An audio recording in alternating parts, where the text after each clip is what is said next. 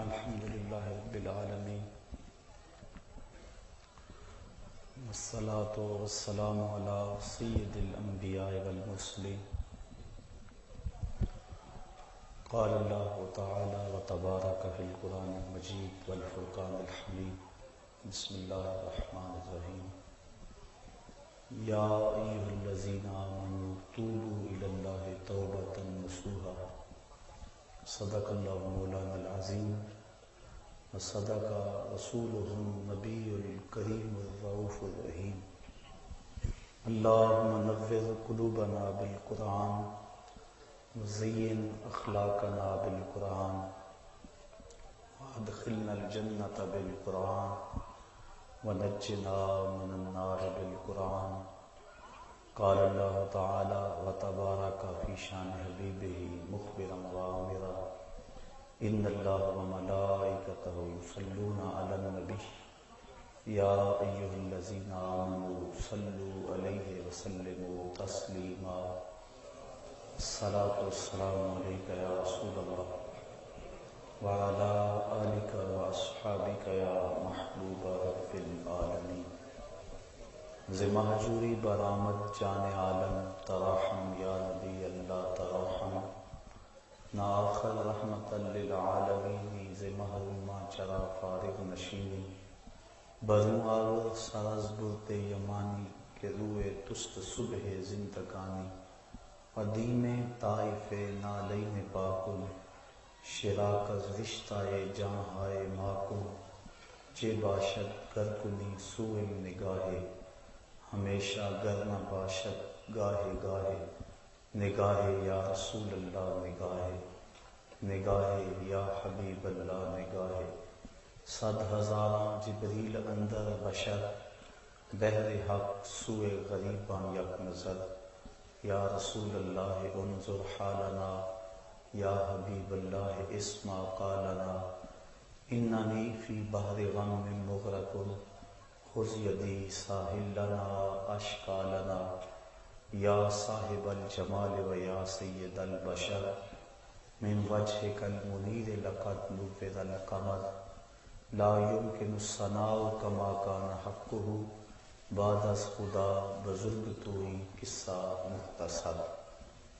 تمام حمد و ثنا تعریف و توصیف اللہ جل مجدہ الکریم کی ذات پاک کے لیے جو خالق کائنات بھی ہے اور مالک شش جہات بھی۔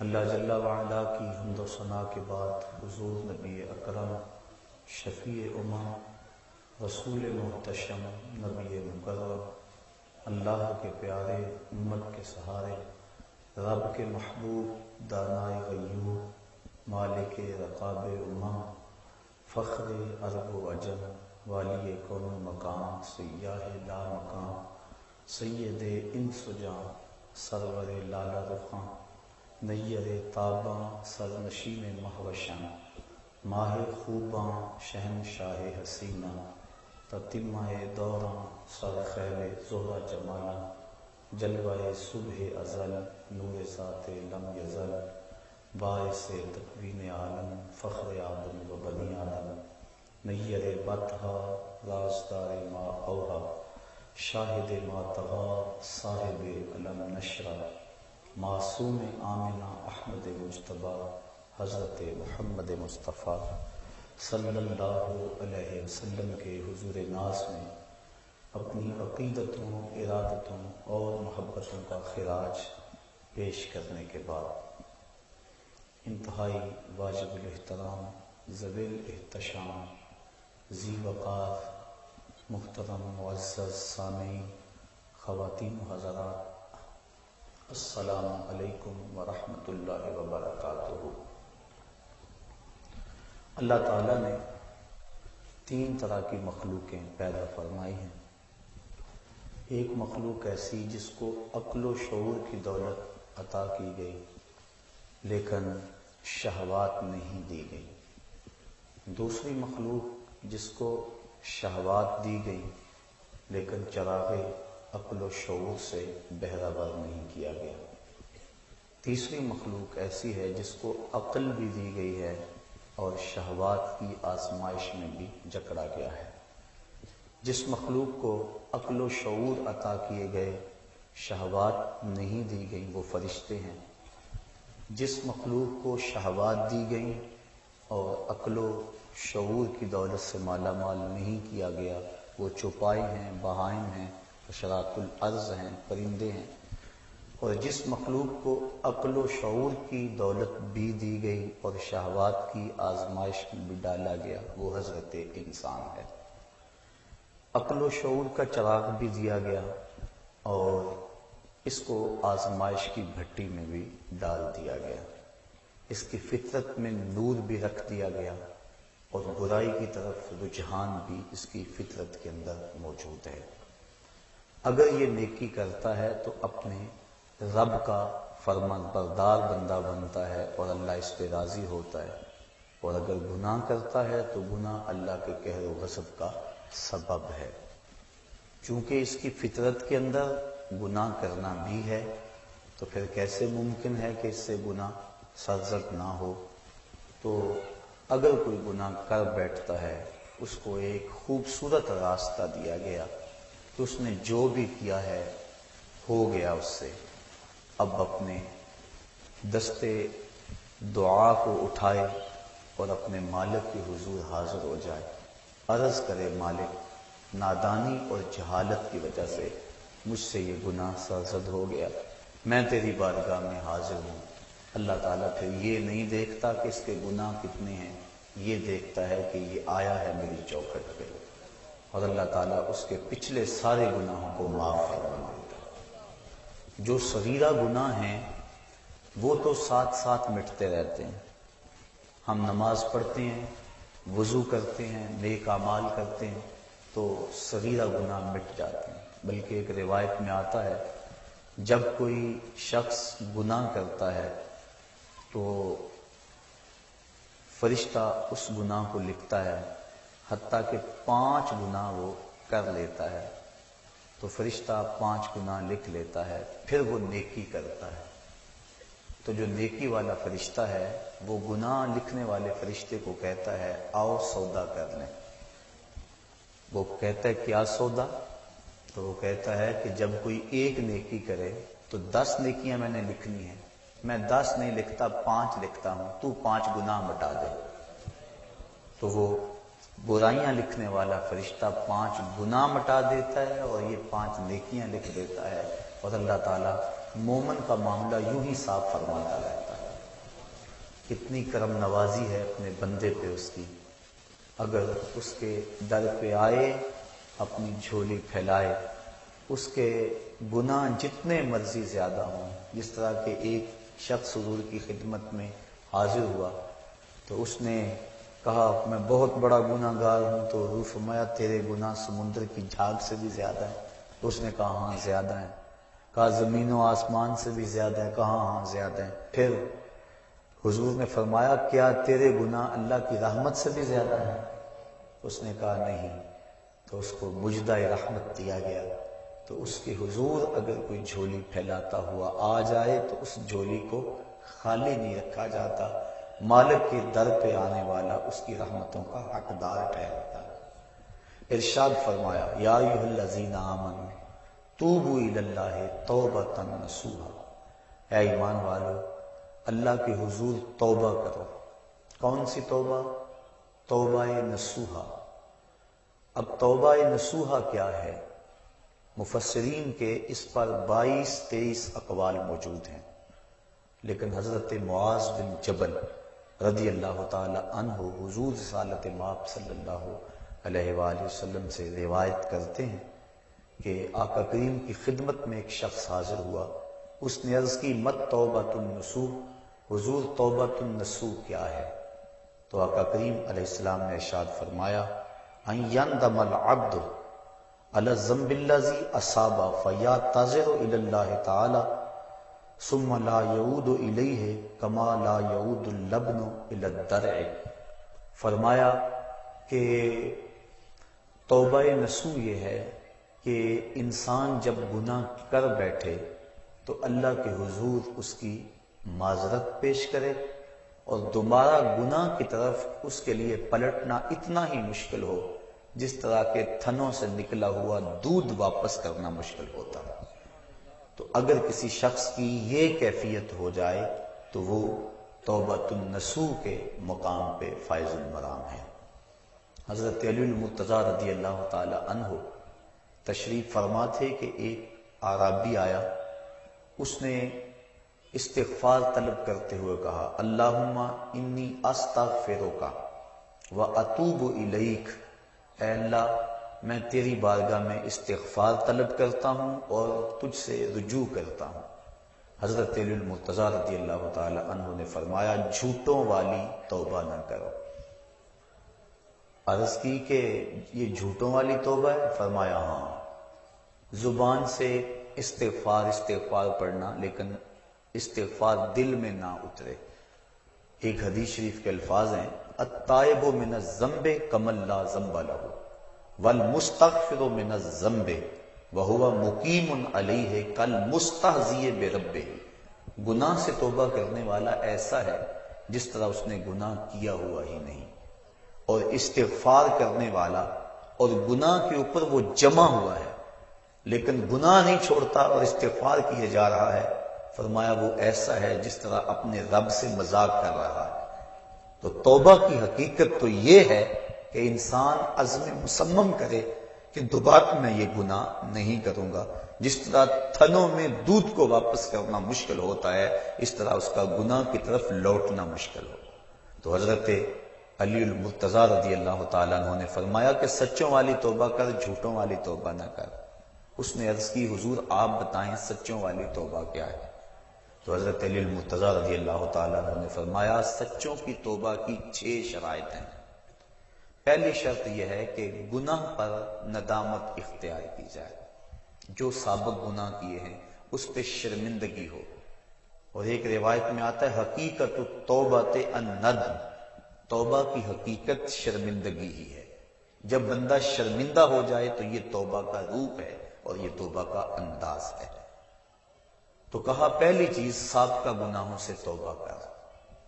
دوسری بات جو فرائض رہ گئے ہیں ان کی قضا کر. توبہ کرنے سے پچھلی نمازیں اور جو فرائض اور روزے رہ گئے ہیں وہ معاف نہیں ہو جاتے، بلکہ توبہ تو اس بات کی ہے کہ جو وقت پہ میں نہیں پڑھ سکا اے اللہ وہ مجھے معاف کر دے.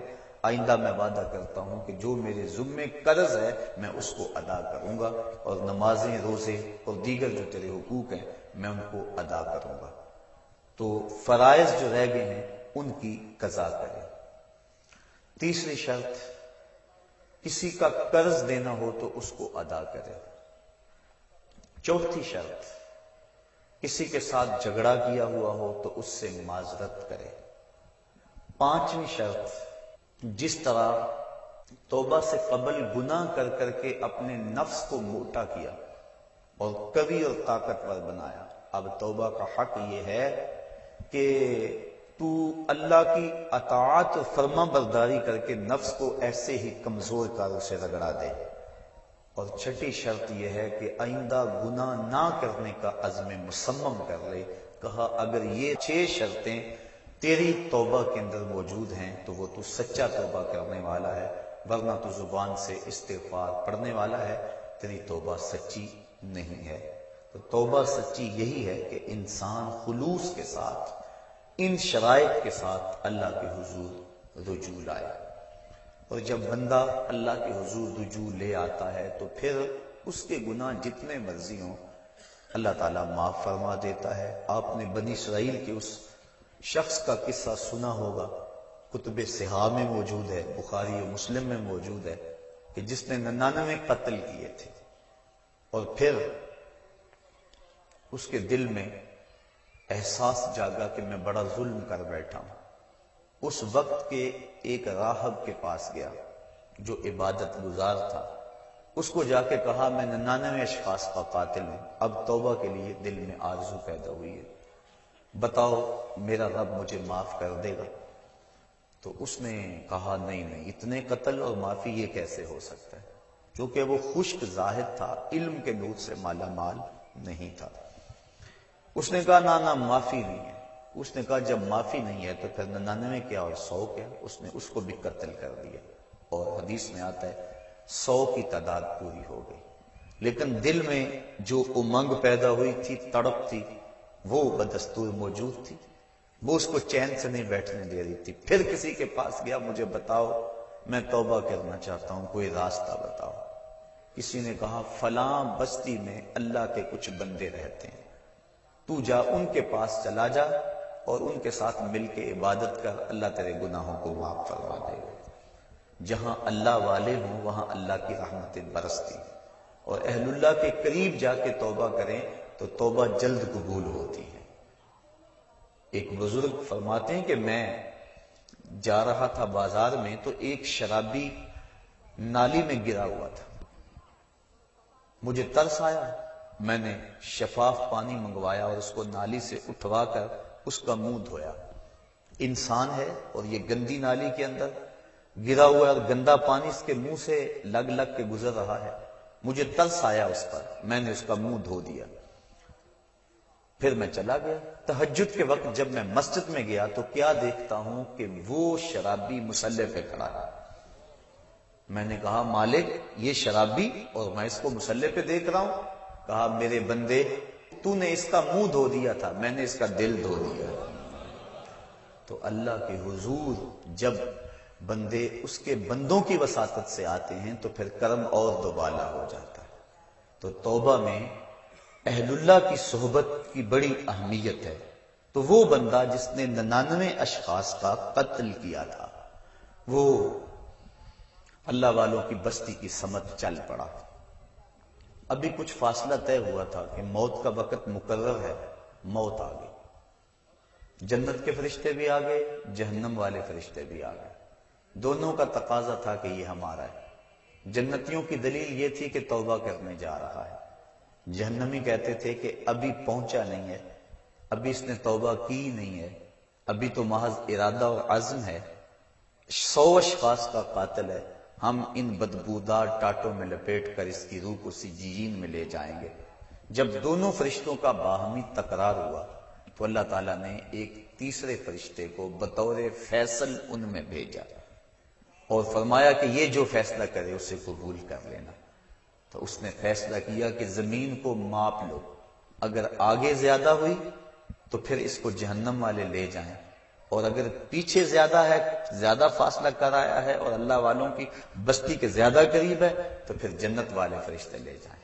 اور جب فاصلے ماپے گئے تو آگے کا فاصلہ زیادہ تھا، پیچھے فاصلہ جو ہے ابھی تھوڑا طے ہوا تھا، لیکن اللہ تعالیٰ نے زمین کو حکم دیا آگے سے سمٹ جا، پیچھے سے پھیل جا۔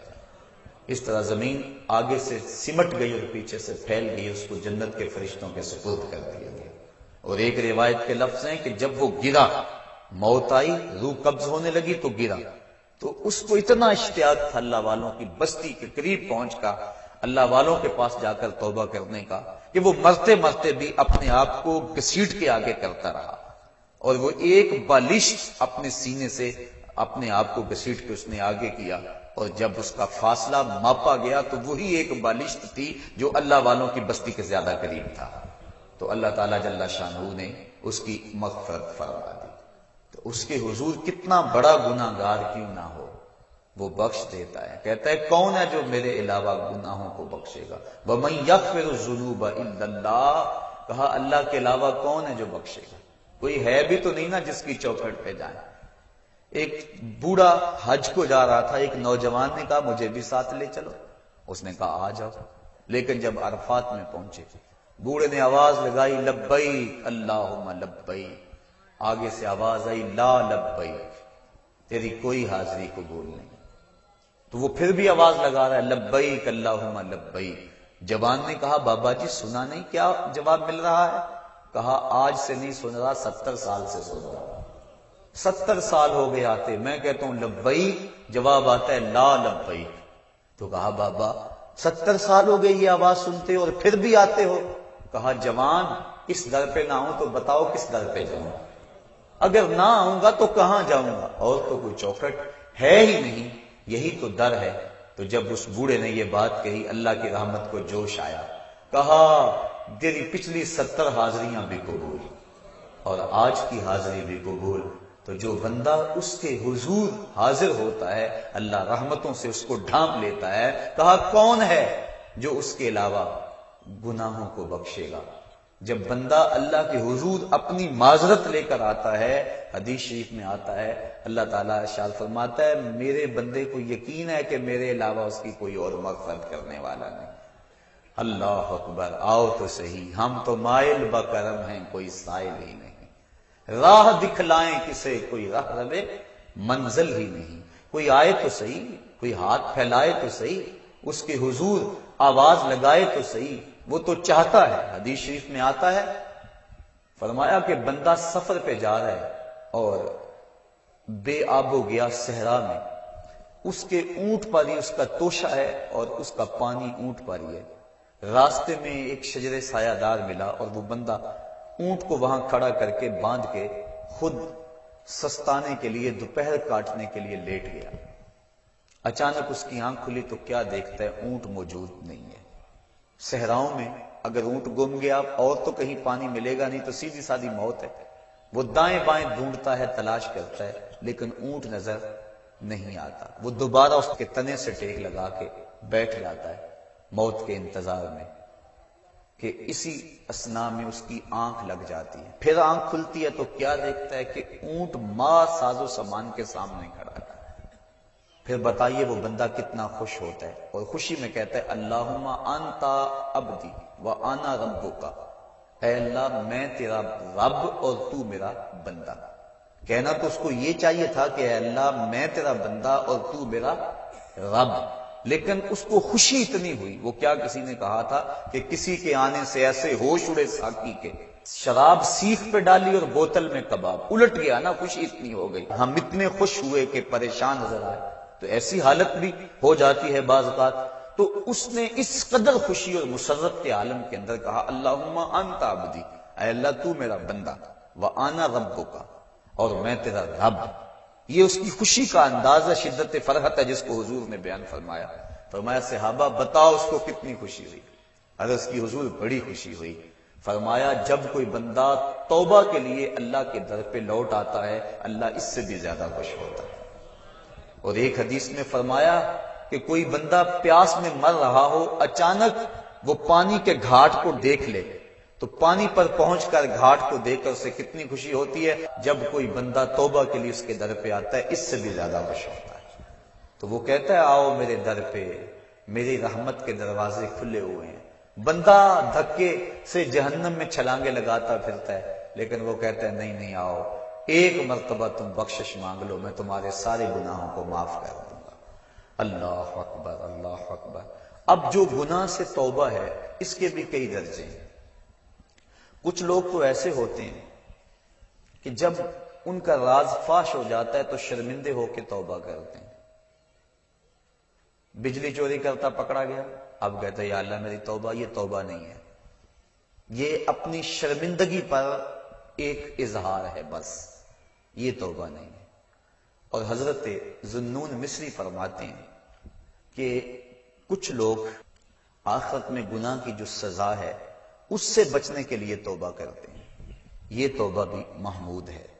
لیکن فرمایا جو خواص ہیں وہ اللہ سے حیا کی وجہ سے توبہ کرتے ہیں. اور ایک روایت میں آتا ہے کہ حضور تشریف فرما تھے، ایک حبشی آیا، اس نے عرض کی حضور میں بڑے گناہ کرتا رہا ہوں، کیا میرا اللہ مجھے معاف کر دے گا؟ فرمایا ہاں توبہ کرو اللہ معاف کر دے گا. وہ چلا گیا. تھوڑی دیر کے بعد پھر آ گیا اور پھر عرض کرنے لگا حضور جو میں گناہ کرتا رہا ہوں کیا میرا اللہ اسے دیکھتا تھا؟ فرمایا ہاں اللہ دیکھتا تھا. اس نے چیخ ماری اور مر گیا. تو حیا کی وجہ سے انسان توبہ کرے، یہ توبہ کا ایک اعلیٰ مرتبہ اور اعلیٰ مقام ہے. جب انسان گناہ کرتا ہے تو حدیث شریف میں آتا ہے کہ 4 گواہیاں پیدا ہو جاتی ہیں. جب کوئی بھی گناہ کرتا ہے تو 4 اس کے گواہ بن جاتے ہیں.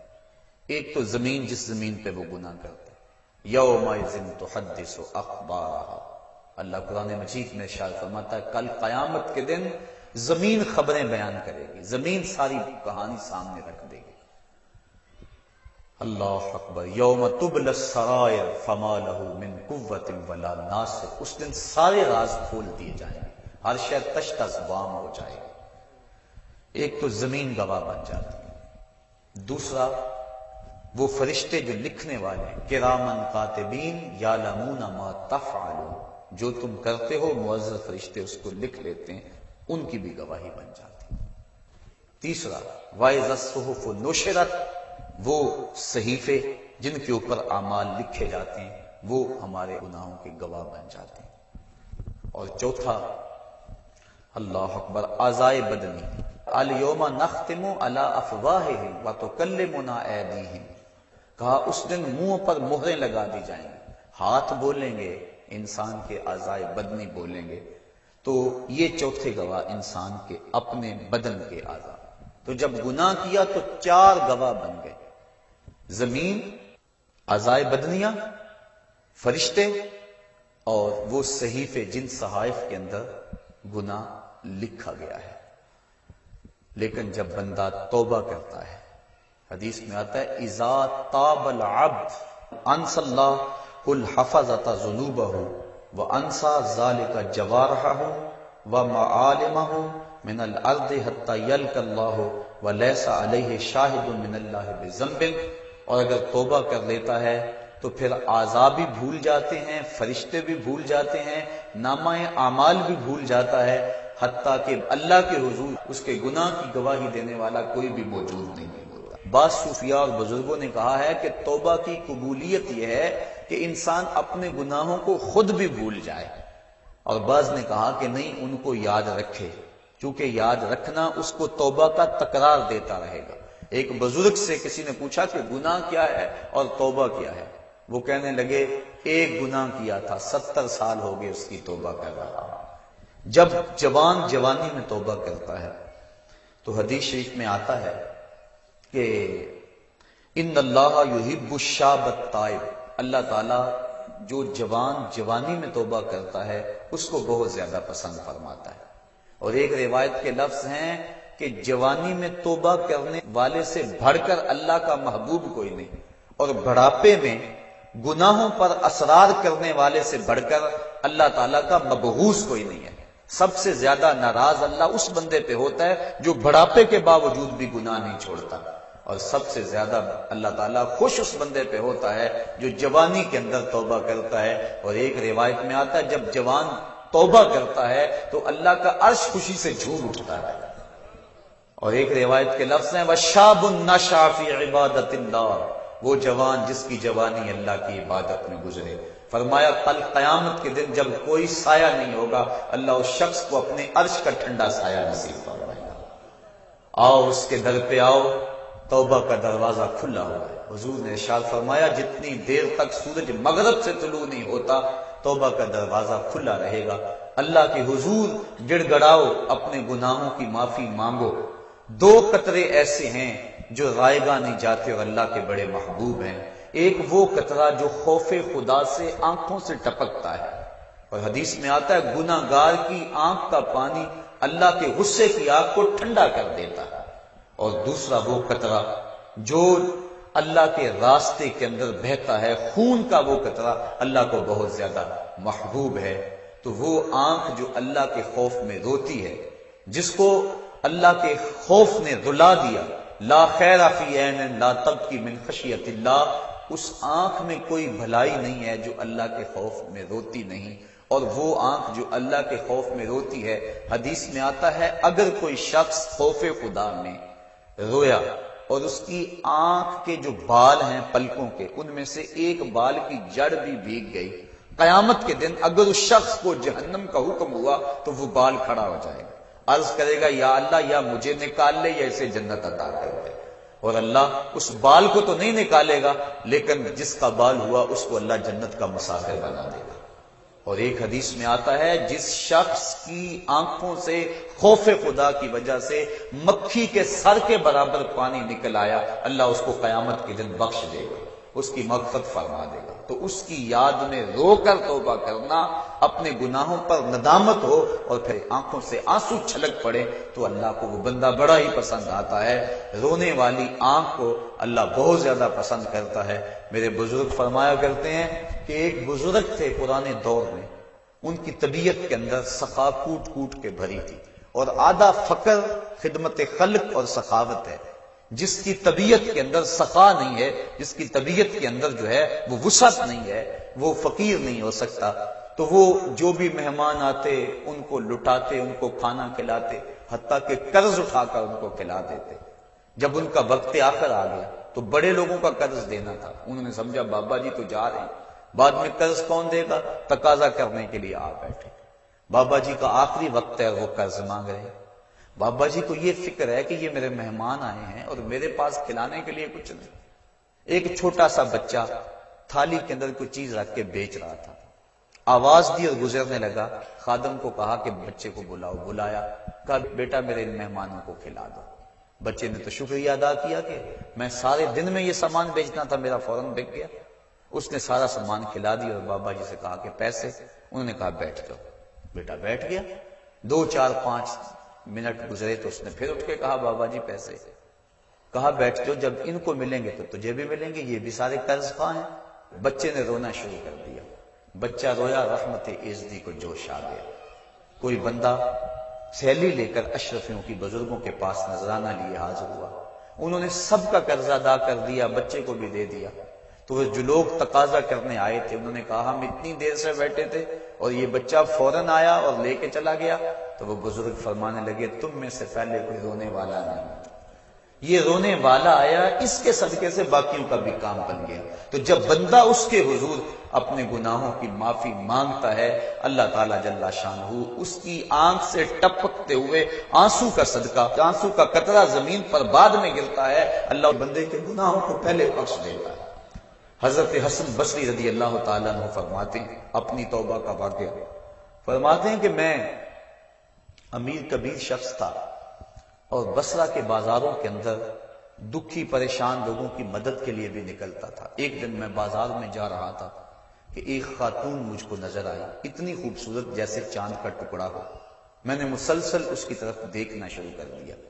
اس نے کہا اما تستحی، تجھے حیا نہیں آتی، مجھے دیکھے جا رہے ہو؟ کہتے میں نے کہا ممن، کس سے حیا کر؟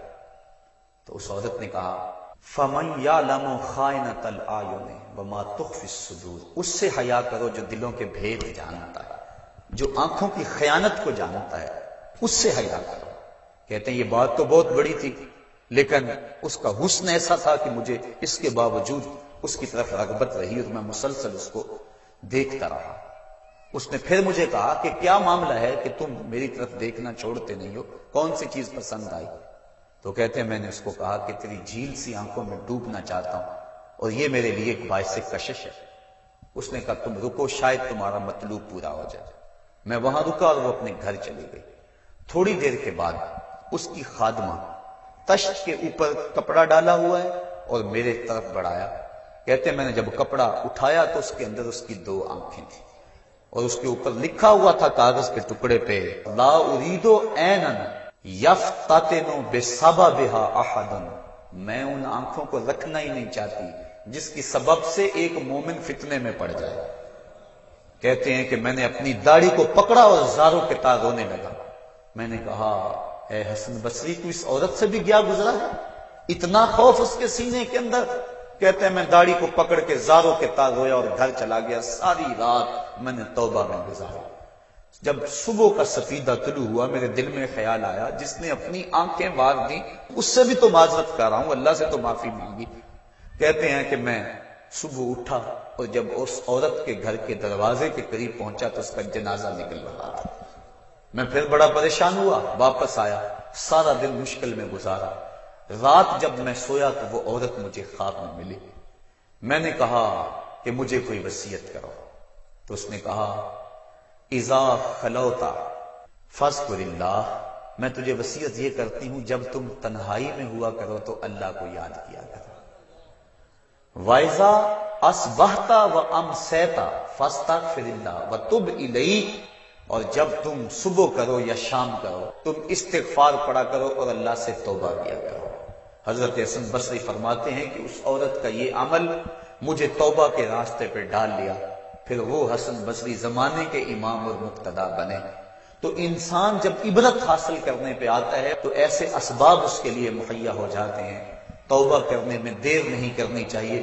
بعض بات بندہ سوچتا ہے کہ ابھی میرے بڑے کام پڑے ہوئے ہیں، جب میں بوڑھا ہوں گا میں ریٹائرمنٹ لے لوں، میں بچوں کی شادیاں کر لوں، بس پھر فراغت ہو جائے گی، بچے کاروبار سنبھال لیں گے، پھر میں ہوں گا، مسجد ہوگی۔ یہ ایسا بندہ کہہ رہا ہے جس کی ملک ایک سانس بھی نہیں ہے، جو ایک سانس کا بھی مختار نہیں ہے، اور ایسے بات کر رہا ہے جس طرح سب کچھ اس کے قبضے میں ہو۔ تو توبہ کے اندر تاخیر نہیں کرنی چاہیے۔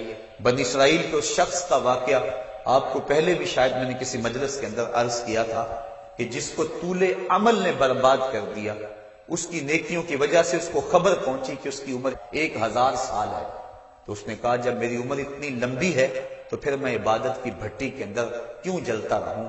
میں 900 سال گناہ کر لیتا ہوں اور 100 سال قبل توبہ کر لوں گا اور گناہوں کی معافی چاہوں گا۔ 900 سال گناہ کرتا رہا، 100 سال جب باقی رہا خیال آیا، پھر سوچا ابھی بڑا وقت پڑا ہوا ہے، میں 90 سال مزید گناہ کر لیتا ہوں، 10 سال قبل میں جو ہے وہ توبہ کر لوں گا۔ 10 سال رہ گئے، پھر خیال آیا 9 سال گناہ کر لیتا ہوں، 1 سال قبل توبہ کر لوں گا۔ جب 1 سال رہ گیا پھر توبہ کی سوچ آئی تو کہنے لگا 12 ماہ ہوتے ہیں سال کے، میں 11 ماہ تک گناہ کر لیتا ہوں، 1 ماہ قبل میں توبہ کر لوں گا۔ پھر 1 ماہ بھی گزرا، ہفتے تک بات پہنچی، حتیٰ کہ 1 دن رہ گیا، اور پھر وہ کہتا تھا بھی فلاں فلاں گناہ میرا رہتا ہے وہ میں کر لوں۔ ایسی لت پڑ گئی تھی گناہ کہ بنی اسرائیل کا وہ شخص کہ جو اس انتظار میں تھا کہ بس یہ گناہ کر لوں اور یہ گناہ کر لوں پھر توبہ کر لوں گا، اچانک موت آئی اور موت نے اس کو دبوچ لیا اور وہ توبہ کے بغیر مر گیا۔ تو طول عمل، لمبی امید کہ ابھی وقت میرا بڑا پڑا ہوا ہے، پہلے تو پتہ ہی نہیں ہے کہ وقت موجود بھی ہے یا کہ نہیں، اگلی سانس آئے گی یا کہ نہیں، دوسری بات جو کیفیت اب ہے پتہ نہیں آگے ہو یا نہ ہو۔ شیطان کو جتنی مہلت دو گے، جتنی بیماری گھر کر جائے گی، اس قدر ہی اس کا ختم ہونا مشکل ہے۔ اس لیے جب گناہ کرے تو فوراً توبہ کر لے، گناہ مٹ جاتا ہے۔ اور اگر انسان کہتا ہے کہ نہیں نہیں یہ کر لوں پھر توبہ کروں گا، تو توبہ کو مؤخر کرنا انسان کو گناہ پر دلیر بنا دیتا ہے۔ اور ایک حدیث میں آتا ہے جب انسان گناہ کرتا ہے تو اس کے دل پر ایک سیاہ نقطہ پڑتا ہے، اگر وہ توبہ کر لے تو وہ مٹ جاتا ہے، دل شفاف ہو جاتا ہے۔ لیکن اگر وہ توبہ نہ کرے پھر دوبارہ گناہ کرے تو دل پر ایک اور سیاہ نقطہ پڑ جاتا ہے، پھر وہ گناہ کرتا رہتا ہے اور دل کے اوپر سیاہی پھیلتی رہتی ہے، حتیٰ کہ ایک دن آتا ہے کہ پورا دل اس سیاہی کی لپیٹ میں آ جاتا ہے، اور جب پورا دل سیاہ ہو جائے پھر گناہ کر کے بھی اس کو ندامت اور شرمندگی نہیں ہوتی۔ مومن تو جب گناہ کر بیٹھتا ہے تو محسوس کرتا ہے جس طرح پہاڑ کے نیچے آ گیا، ابھی گر جائے گا اور مجھے کچل دے گا۔ اور منافق یہ سمجھتا ہے گناہ کرنے کے بعد کہ بدن پہ مکھی بیٹھی تھی، ہلکے سے اشارے سے میں نے اس کو اڑا دیا، وہ مکھی کے بیٹھنے جیسی کیفیت کا احساس کرتا ہے منافق۔ تو جب دل سیاہ ہو جائے تو بندہ گناہ پہ گناہ کرتا ہے، زندگی گناہوں سے بچھڑی ہوئی گزرتی ہے، لیکن توفیق توبہ نہیں ملتی۔ صاحبو، زندگی بیت رہی ہے، ایک ایک لمحہ کٹ رہا ہے، ہم لمحہ لمحہ موت کے قریب ہو رہے ہیں، ہم سمجھتے ہیں ہم بڑے ہو رہے ہیں لیکن نہیں، ہم چھوٹے ہو رہے ہیں۔ جب گنتی الٹی شروع ہو جائے کام جلدی 0 تک پہنچ جاتا ہے، سانسوں کی الٹی گنتی شروع ہے اور ہم لمحہ لمحہ موت کے قریب ہو رہے ہیں۔ رمضان کا موسم ہے، جمعۃ المبارک کا یوم سعید ہے، سہانی گھڑیاں ہیں، امٹتی ہوئی رحمتوں کی برسات ہے۔ فرمایا حدیث میں کہ ایک ساتھ جمعۃ المبارک میں ایسی ہوتی ہے جس میں جو دعا مانگو اللہ اسے قبول فرما لیتا ہے۔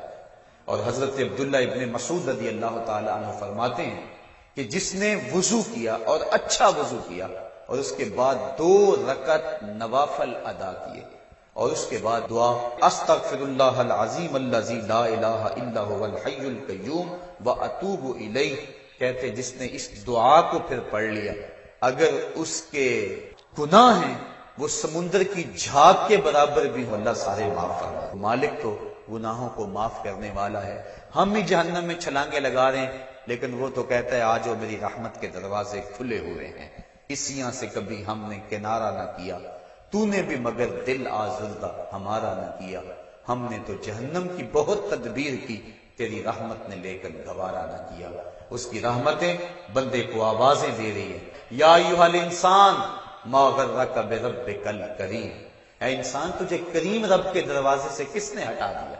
الذی خلقک فسواک فعدلک فی ای صورت ما شاء رکبک، جس نے تجھے پیدا کیا، جس نے تجھے تخلیق کیا، تجھے حسن اور جوانی دی، تیرے اعضاء کو توازن اور اعتدال دیا۔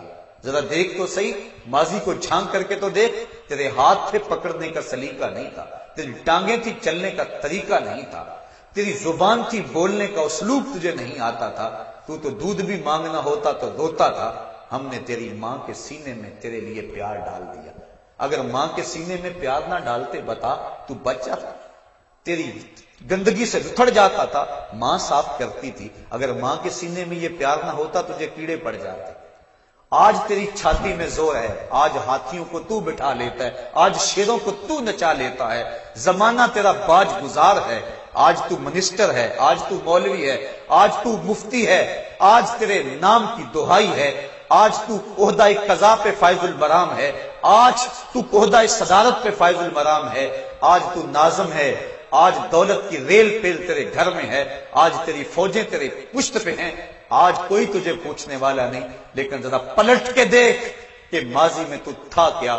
اچھا پیچھے نہیں پلٹ کے دیکھنا تو ذرا آگے پلٹ کے دیکھ لے، پھر دوبارہ ہو وہی حالت، ڈنڈے کو پکڑ پکڑ کے چلے گا، پھر ڈنڈا بھی جواب دے گا، چارپائی سے لگ گیا، فالج ہو گیا۔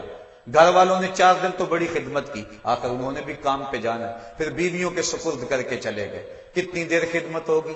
اب سارے تنگ آ گئے، آہستہ آہستہ منہ سے یہ دعائیں نکلنے لگی، اللہ بابے کو پردہ دے دے تو ٹھیک ہے، بتا ہم تجھے پردہ نہ دیتے تو کیا کرتا؟ ہم نے زندگی دی، یہ بھی ہمارا احسان، اب تو اس حالت میں ہے کہ تیرا دھڑ مارا گیا، چارپائی پہ لگ گیا، بولو براز اوپر، مصیبت بن گئی، گھر والے بھی تنگ، تجھے اندر سے نکال کر برآمدے میں رکھ دیا کہ بابا کھانستا ہے، بچے ڈسٹرب ہوتے ہیں، جراثیم پھیلتے ہیں، اب تجھے باہر رکھ دیا گیا، تو اپنے آپ سے تنگ آ گیا۔ ڈاکٹر کو کہتا ہے لگا زہر کا ٹیکہ، ڈاکٹر زہر کا ٹیکہ بھی لگائے، بتا تجھے موت نہ آئے تو کیا کرے؟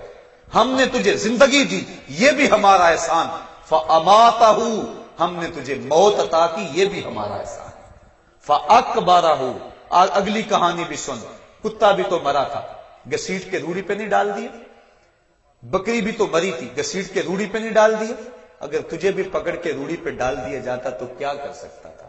لیکن ہم نے کہا نہیں، یہ میرا شاہکار ہے، اس کو غسل دو، بیری کے پتے بھی ڈال لو، صفائی ستھرائی خوب ہو جائے، چٹے لباس کا کفن دو، سند پہ خوشبو ملو، اب سارے تجھے دیکھنے آ رہے ہیں، تو دولہا بنا، تیرا منہ دیکھنے سارے آ رہے ہیں، ساری بستی امڈی آ رہی ہے تجھے دیکھنے کے لیے۔ پھر تیری چارپائی اٹھی، 4 بندوں نے اٹھایا، کندھا بدل بدل کے چلتے ہیں، ہر ایک کی خواہش ہے کہ میں کندھا دے لوں۔ پھر میں نے کہا تیز نہ چلنا، میرے شاہکار کو کہیں جھٹکا نہ لگے۔ پھر تیرا اعزاز اور تیرا پروٹوکول کہ امام کعبہ بھی ہو تو وہ پیچھے اور تجھے آگے رکھا گیا۔ انسان ذرا غور تو کر، تو کس چیز پہ نازاں ہے اور بھول گیا اس رب کو؟ آجا، اس کی رحمت کی باہیں کھلی ہوئی، وہ بلا رہا ہے تجھ کو، آجا پلٹ کے آجا، آنا تو تو نے ہے ہی، کل جو کفن میں منہ چھپا چھپا کے آتا پھرے گا، آج کھلے منہ آجا، اس کی رحمتیں آواز دے رہی ہیں، یا ایھا الانسان ما غرک بربک الکریم۔ صاحبو، جوانی کی توبہ بہت بڑی دولت ہے، جو جوان ہے وہ جوانی کے ایک ایک لمحے کو غنیمت سمجھیں، وہ جوان جس کی جوانی اللہ کی عبادت میں گزری، حضور فرماتے ہیں کل قیامت میں جب کوئی سایہ نہیں ہوگا، اللہ اسے اپنے عرش کا ٹھنڈا سایہ نصیب فرمائے گا۔ اور بڑھاپے کے اندر بھی توبہ بڑی دولت ہے، وہ جوانی کی فضیلت زیادہ ہے، لیکن بڑھاپے کے اندر بھی توبہ نصیب ہو جائے تو یہ بھی بہت بڑا اعزاز ہے، ورنہ ہوتا یہ ہے کہ قبر میں ٹانگیں ہوتی ہیں اور گناہ پہ گناہ کیا جا رہا ہے۔ وہ کیا کہا تھا میاں محمد بخش عارف کھڑی رومی کشمیر نے کہ ہڈیاں کمبن گوڈے کھڑکن تے اڑ گیا لک تیرا، اجے بھی بدیوں باز نہ آیا، جیو مرد دلیرا۔ اے انسان کدھر بھٹک رہا ہے، مالک تجھے آوازیں دے رہا ہے۔ کبھی بھاگے ہوئے کو بھی یوں آوازیں دی جاتی ہیں، کبھی در چھوڑ کے بھاگنے والے کو بھی یوں بلایا جاتا ہے۔ لیکن کہتا ہے توبو اللہ، آ جاؤ، میری رحمت کے دروازے کھلے ہوئے ہیں، ابھی مغرب سے سورج طلوع نہیں ہوا، میرے بندے جب تو توبہ کا ہاتھ پھیلائے گا میں تیرے گناہ جو ہیں وہ فرشتوں کے خیالوں سے بھی مٹا دوں گا، نامہ اعمال سے بھی مٹا دوں گا، جو زمین گواہ بنی ہے وہ بھی گواہی دینا بھول جائے گی، تیرے اعضاء بھی بھول جائیں گے، گناہ تجھے بھی یاد نہیں رہیں گے، اور ان 4 گواہوں کو یاد نہیں رہیں گے۔ کل قیامت کے دن جب رب کے حضور ملے گا تو کوئی گواہ تیرے گناہوں کا موجود نہیں ہوگا۔ آ تو صحیح، جھولی پھیلا تو صحیح، ہم تو مائل بکرم ہیں کوئی سائل ہی نہیں، ہم تو مائل بکرم ہیں کوئی سائل ہی نہیں، راہ دکھلائیں کسے کوئی رہ ربے منزل ہی نہیں۔ آؤ، توبہ کا دروازہ کھلا ہے، اس کی رحمتوں کا دروازہ واہ ہے، اس کی کرم نوازیاں تمہیں آواز دے رہی ہیں، جھجک آتی ہے اس کے در پہ آتے ہوئے، چلو میرے نبی کا وسیلہ لے کر آ جاؤ۔ وَلَوْ أَنَّهُمْ إِذْ ظَلَمُوا أَنفُسَهُمْ جَاءُوكَ، اگر تم گناہ کر بیٹھے ہو، اپنی جانوں پہ ظلم کر بیٹھے ہو، آؤ تمہیں توبہ کا ایک اور راستہ دکھاؤں، آسان راستہ، کہ تم میرے نبی کی چوکھٹ پہ آؤ اور یہاں آ کے معافی مانگو، پھر میرا نبی تمہارے لیے ہاتھ اٹھا دے۔ تم تو معافی مانگنے آئے تھے، لَوَجَدُ اللَّهَ تَوَّابًا رَحِيمًا، توبہ تو ملنی ہی ملنی ہے، نبی کو ساتھ لے آئے ہو، میں رحمت بھی فرما دوں گا، اضافی رحمت اپنی جانب سے فرماؤں گا، آؤ تو صحیح میری چوکھٹ پہ۔ اللہ کے محبوب کی چوکھٹ پہ صحابہ آیا کرتے تھے، اور محبوب کے جب ہاتھ اٹھتے تو پھر دعائیں قبول ہوتی، توبہ کے دروازے کھل جاتے اور اللہ کی رحمتیں برستی۔ ابو لبابہ کی توبہ کا واقعہ کتب حدیث کے اندر موجود ہے، اور دیگر صحابہ کی توبہ کے واقعات موجود ہیں۔ حضور کے انتقال کے بعد حضور کی قبر پہ چلے جاؤ، امام عطابی کہتے ہیں کہ میں حضور کے روضے پہ بیٹھا تھا، ایک دیہاتی آیا اور حضور کے روضے پہ کھڑا ہو کے کہنے لگا، حضور میں گناہوں کی بخشش کے لیے آیا ہوں اور بغیر مغفرت کے تو نہیں جاؤں گا۔ کہتے ہیں وہ اس قدر فریاد کرتا رہا، روتا رہا کہ مجھے اس کی حالت پہ ترس آ رہا تھا۔ جب وہ چلا گیا میری آنکھ لگ گئی، آنکھ لگی تو خواب میں حضور کی زیارت نصیب ہوئی، اور آقا کریم نے فرمایا، قم یا عتبی، عتبی اٹھو اور اس عرابی کو تلاش کرو، اور جب مل جائے تو میری طرف سے جنت کی بشارت ہے۔